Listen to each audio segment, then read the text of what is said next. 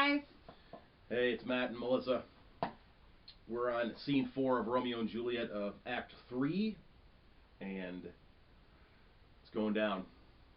Romeo's been a baby, so sad about everything that's happened, wanting to kill himself. Juliet's been doing the same, and the friar and the nurse get them together, and the friar, brilliant as he is, comes up with a plan. Go see her tonight, leave for Mantua, have some patience, and we'll see what happens. So, in scene 4 of Act 3, we are in the Capulets' mansion, and Lord Capulet is talking to somebody we haven't seen in a second, County Paris. And, If you remember, Paris wanted to marry Juliet. He was the one that came in and said, let me marry her. And at first, Lord Capulet was like, no, she's too young. There's so many other girls. Just let her age 2 more years, and then, we can talk about it. And Capulet also said that what I decide for her is only part of it. She has to like you, too. So it's really late on Sunday night, the same day of the murderers. Mm-hmm. And late, like Late. 4 o'clock. So. I'll be Capulet. Okay, and I'll be Lady Capulet, Yep. and you want to be Paris too? No, I have to be because they talk. Things have fallen out, sir, so unluckily that we have had no time to move our daughter. Look you, she loved her kinsman Tybalt dearly, and so did I. Well, we were born to die. 'Tis very late. She'll not come down tonight, I promise you, but for your company, I would have been abed an hour ago. These times of woe afford no times to woo. Madam, good night. Commend me to your daughter. I will, and know her mind early tomorrow. Tonight she's mewed up to her heaviness. Sir Paris, I will make a desperate tender of my child's love. I think she will be ruled in all respects by me, nay, more, I doubt it not. Wife, go you to her ere you go to bed. Acquaint her here of my son Paris's love, and bid her mark you me on Wednesday next? But soft, what day is this? Monday, my lord. Monday? Well, Wednesday is too soon. A Thursday let it be. A Thursday, tell her. She shall be married to this noble earl. Will you be ready? Do you like this haste? Well, keep no great ado. A friend or two. For hark you, Tybalt being slain so late, and maybe thought we held him carelessly, being our kinsman, if we revel much. Therefore we'll have some 6 friends, and there an end. But what say you to Thursday?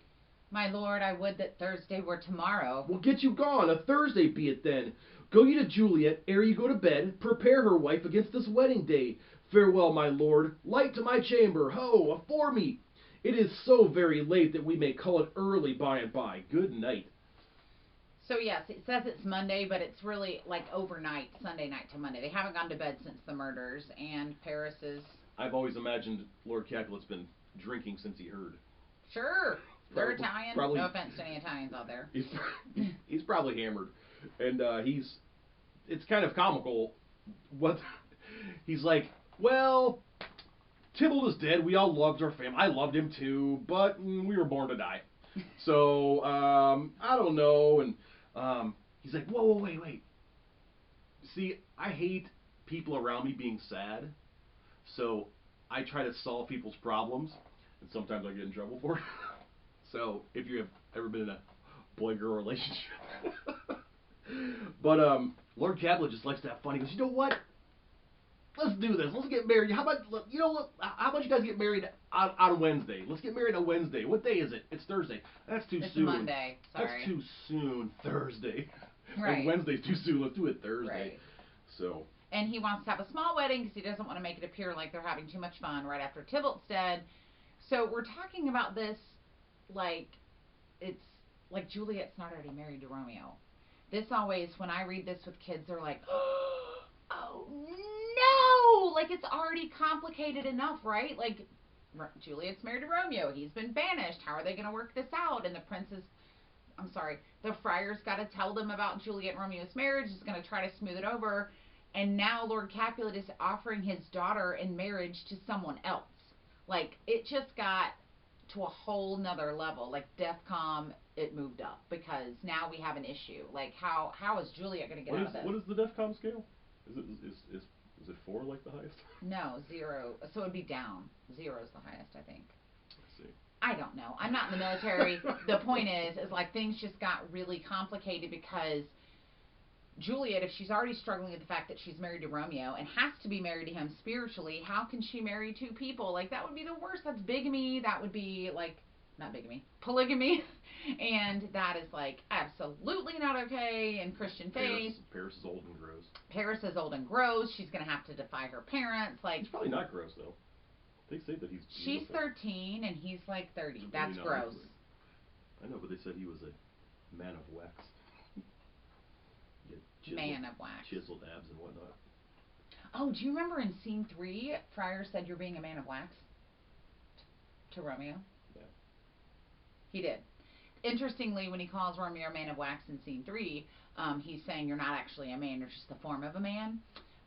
Which in Fahrenheit 451, Ray Bradbury makes reference to. He calls Beatty and Mildred wax dolls because they don't have any substance to them.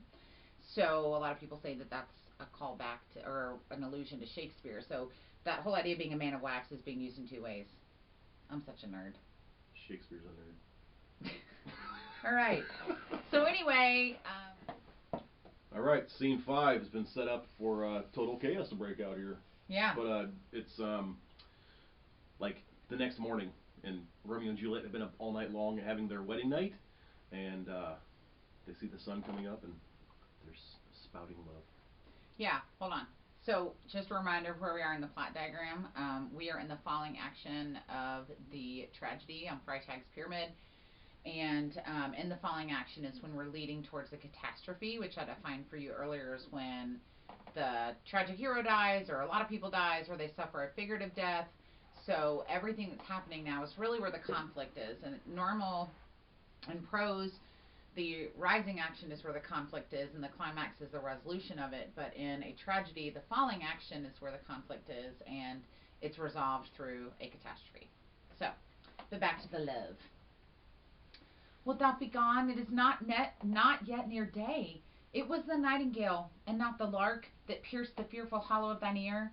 Nightly she sings on yon pomegranate tree. Believe me, love, it was the nightingale. It was the lark, the herald of the morn, no nightingale. Look, love, what envious streaks do lace the severing clouds in yonder east.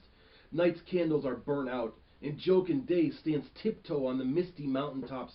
It must be gone, I must be gone, and live or stay and die. Yon light is not daylight, I know it.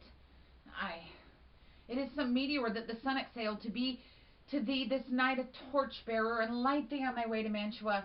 Therefore stay yet, thou needest not be to be gone. Let me be ta'en, let me be put to death. I am content, so thou wilt have it so. I'll say yon grey is not the morning's eye, but 'tis but the pale reflex of Cynthia's brow, nor that is not the lark whose notes do beat the vaulty heaven so high above our heads. I have more care to stay than will to go. Come, death, and welcome. Juliet wills it so. How is it, my soul? Let's talk. It is not day. It is. Hence, be gone away. It is the lark that sings so out of tune, straining harsh discords and unpleasing sharps. Some say the lark makes sweet division. This doth not so, for she divideth us. Some say the lark and lo the toad changed eyes. Oh, now I would they had changed voices too, since arm from arm that voice doth us affray, hunting thee hence with hunts up to the day. Oh, now be gone, more light and light it grows. More light and light, more dark and dark our woes. The nurse is coming in. Madam! Nurse! Your lady mother is coming to your chamber. The day is broke. Be wary. Look about. Then window, let day in and let life out. Farewell, farewell. One kiss and I'll descend.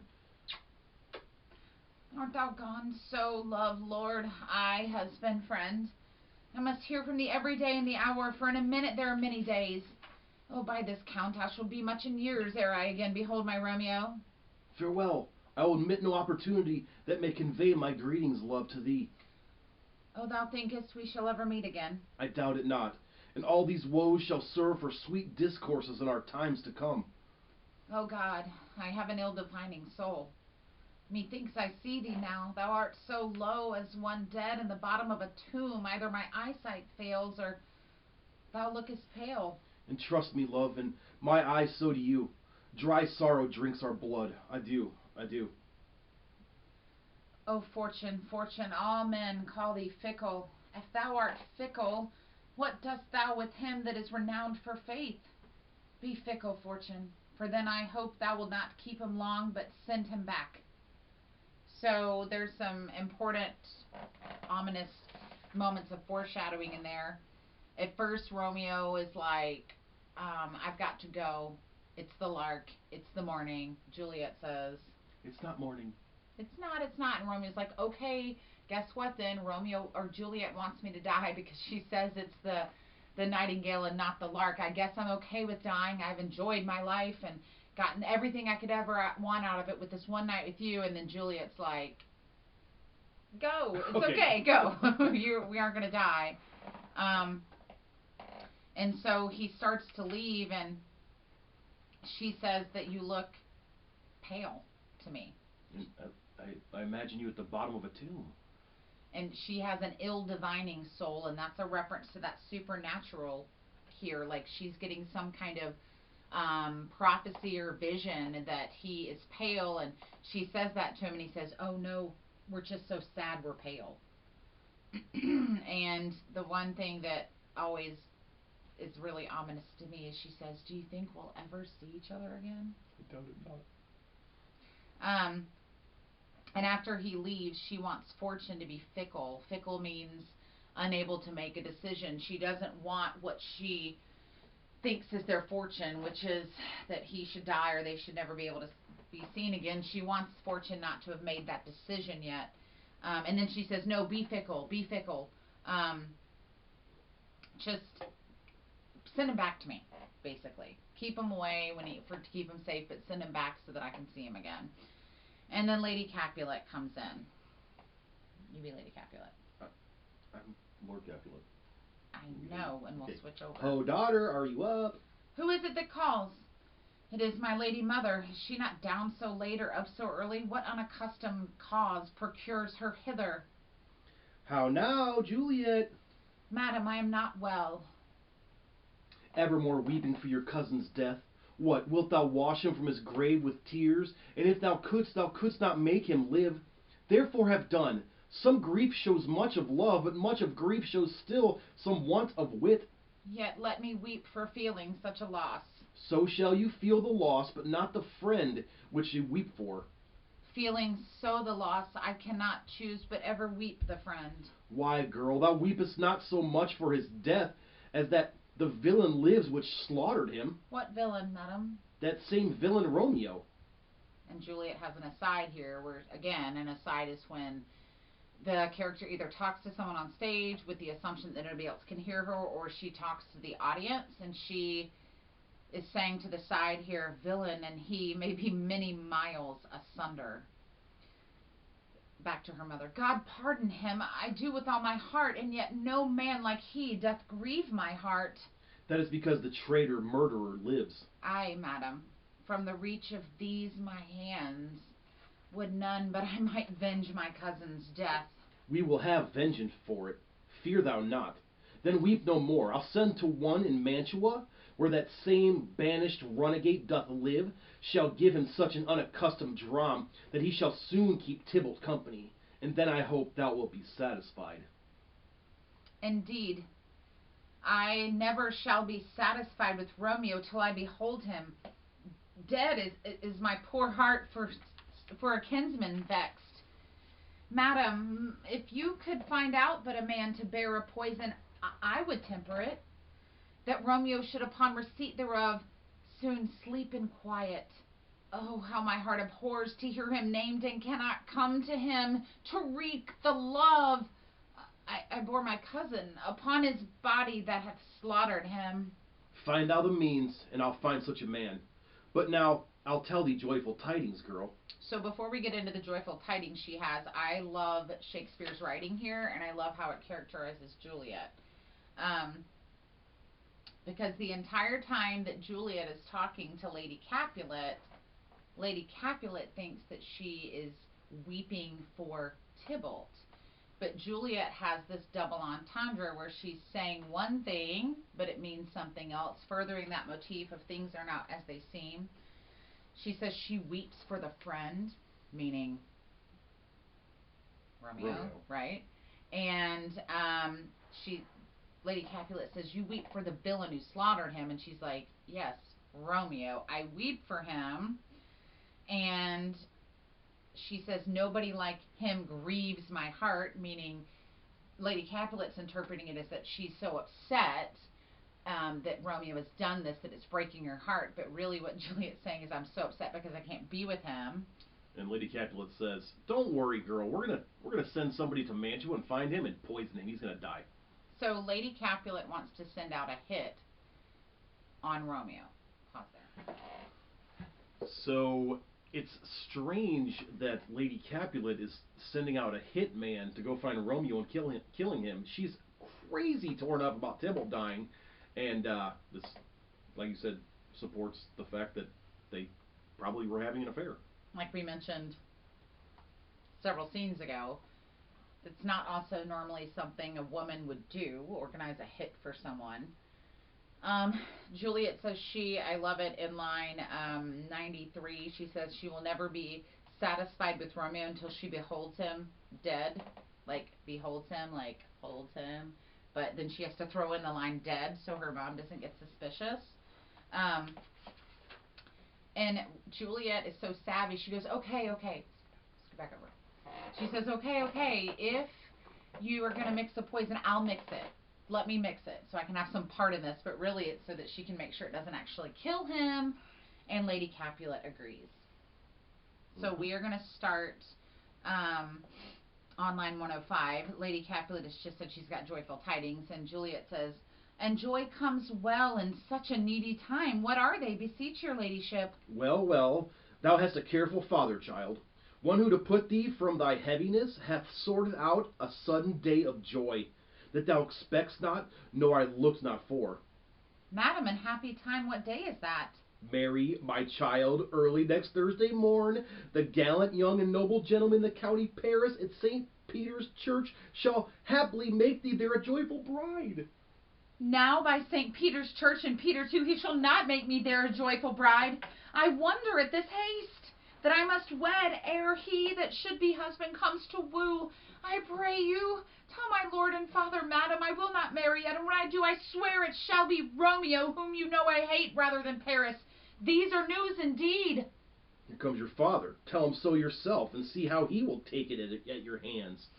So now I'm going to read Lady Capulet. Matt was just reading her. And Juliet, and he's going to read Lord Capulet, and I guess the nurse, maybe? Yeah. So this is when you need to be reading along. So earlier, when Tybalt said no to Lord Capulet, we found out a little bit of his anger, but now he's probably getting over from being drunk, and oh my gosh, his great idea is going to be shot down by his teenage... Oh no. When the sun sets, the earth doth drizzle dew, but for the sunset of my brother's son it rains downright. How now, a conduit girl? What, still in tears, evermore showering? And one little body thou counterfeits a bark, a sea, a wind, for still thy eyes, which I may call the sea, do ebb and flow with tears. The bark thy body is sailing in this salt flood, the winds thy sighs, who raging with thy tears, and they with them, without a sudden calm, will overset thy tempest-tossed body. How now, wife? Have you delivered to her our decree? Aye, sir. But she will none. She gives you thanks. I would the fool were married to her grave. Soft.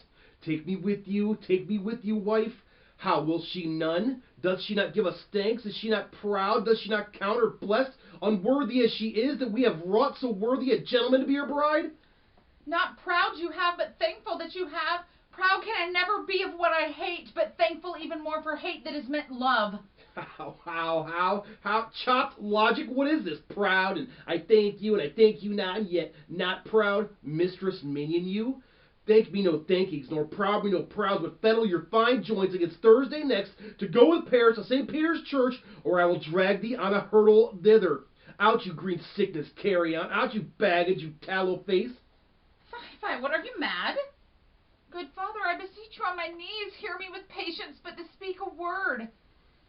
Hang thee, young baggage, disobedient wretch, I tell thee what, get thee to church at Thursday, or never after look me in the face. Speak not, reply not, do not answer me, my fingers itch. Wife, we scarce thought us blessed that God had lent us but this only child, but now I see this one is one too much, and that we have a curse at having her out on her hilding. God in heaven bless her, you are to blame, my lord, to rate her so. And why, my lady wisdom? Hold your tongue, good prudence. Smatter with your gossips, go. I speak no treason. Oh, God, ye gooden. May one not speak? Peace, you mumbling fool. Utter your gravity over a gossip's bowl, for here we need it not. You are too hot. God's breath, it makes me mad. Day, night, work, play, alone, in company, still my care hath been to have her matched. And having now provided a gentleman of noble parentage, of fair demeans, youthful and nobly leaned, stuffed, as they say, with honorable parts, proportioned as one's thought would wish a man, and then to have a wretched, pooling fool, a whining mammet in her fortune's tender, to answer, I'll not wed, I cannot love, I am too young, I pray you pardon me. But you will not wed, I'll pardon you. Graze where you will, you should not house with me. Look to it, think on it, I do not use to jest. Thursday is near, lay hand on heart, advise, and you be mine, I'll give you to my friend, and you be not, hang, beg, starve, die in the streets, for by my soul I'll never acknowledge thee, nor what is mine shall never do thee good, trust to it, but think you, I'll not be forsworn. Is there no pity sitting in the clouds that sees into the bottom of my grief? Oh, sweet mother, cast me not away. Delay this marriage for a month, a week, or if you do not make the bridal bed in that dim monument where Tybalt lies. Talk not to me, for I'll not speak a word. Do as thou wilt, for I have done with thee. So, let's break down everything that just happened with Lord Capulet. I mean, we're far enough along by time I'm teaching this in class. There's little explanation. Right. He is furious and calling her names and saying, if you don't do what I told you to do, then I'm done with you. You're not going to, nothing I have will be yours. Disowning you. Die. I could care less. Yep. So. And the thing that always bothers me that he says is that you are mine and I will give you to my friend. And that's such a turn from where he was at the beginning of the play when he says, like I mentioned a minute ago, that Juliet's consent is part of how she'll end up choosing a match, or his consent is only a part of how Juliet will end up choosing a match, that he's given her leeway to choose, but he claims ownership of her here, and he gives her to his friend like she's a good old aged bottle of whiskey or something that he wants to share. So get someone angry and you'll find out their true feelings. Right. And even more so, the thing with Capulet we've seen both times he's gotten angry is when somebody challenges his authority or his manhood. Like Tybalt did, and he's like, you're not a man, I'm the man. And now he's like, you will not make me forsworn, which means you will not make me a liar.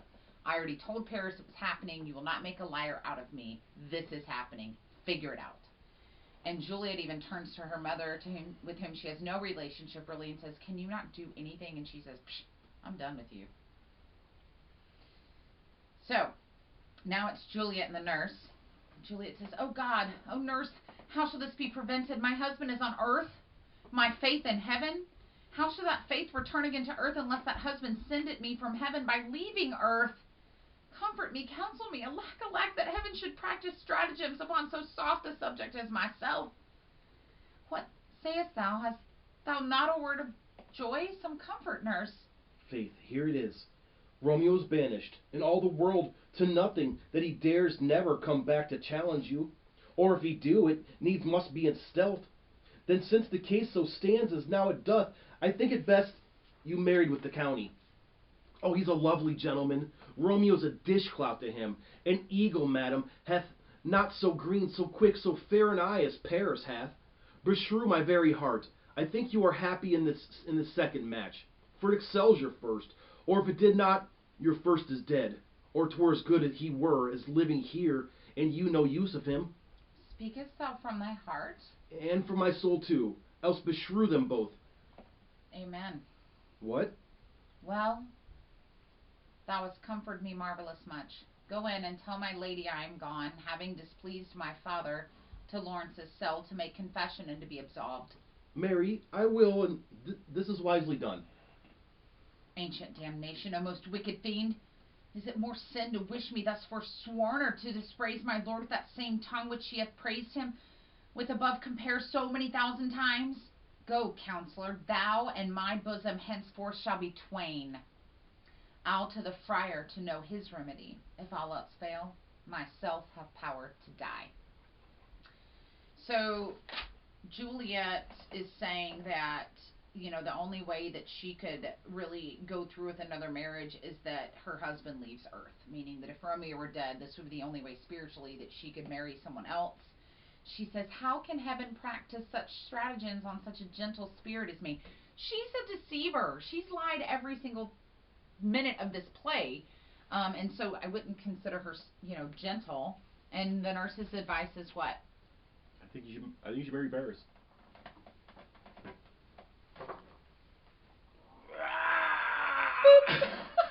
I might put that in. I regret nothing. So anyway, the nurse says what? I think you should marry Paris. And Juliet is Talking stuff from thy. Yeah, she's like, do you really mean that? Like, are you being honest here? Yeah, from my soul, I mean it. And when Juliet says amen, she is. Amen's like an ending.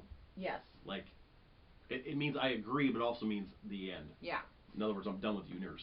Yes, and so she looks at the nurse and says, go tell them I'm going to the church to ask forgiveness, which is a lie. And just like the last time I said to the nurse to ask forgiveness to the friar, and just like the last time she asked to go to the friar, it was a lie. But this time she's lying to the nurse too. I usually am very fond of Juliet, but her little spoiled brat, like, if this doesn't work, then I have the power to die. Is she? Romeo said it. She said it. I'll kill myself if this doesn't work. I'll kill myself if this doesn't work. Yeah, so that's one of the last things. But before we get to that, like we've said before, he likes to start at the end. She says that after the nurse leaves, she says, I don't know what to do. And she does. She says, I have no idea what to do, but I know my counselor, the nurse, we will forever be twain, which means two, like split. We are no longer going to be sharing our secrets with one another. I'm no longer going to confide in you.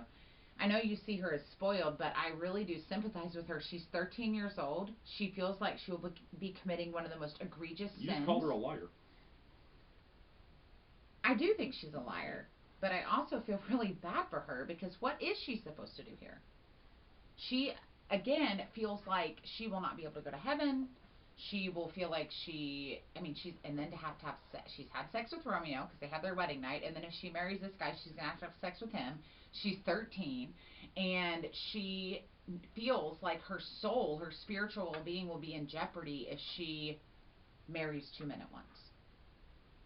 So I do feel bad because, she couldn't have predicted this was going to happen. Yep. Fickle fortune.